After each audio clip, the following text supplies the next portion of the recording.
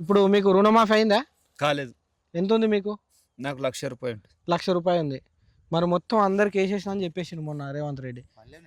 తెలంగాణ రైతు పండగ ప్రోగ్రామ్ చేసి ప్రోగ్రామ్ అయిన తెల్లారి శనివారం ఏసేసినా మొత్తం అందరికి పడ్డాయి అని అంటే చెప్పేసి.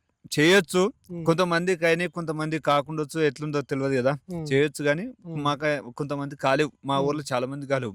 ఉమ్, అదేమంటారు ప ₹15 పడ్డాయి రుణమాఫీ అని జెప్పేసి గూడా ఓసారి సందర్భంలో విన్నా. అది ఉమ్, నిజమో అబద్ధమో తెలవదు గానీ విన్నా అదే ఆ మాట గూడా. ఆ. అట్లా.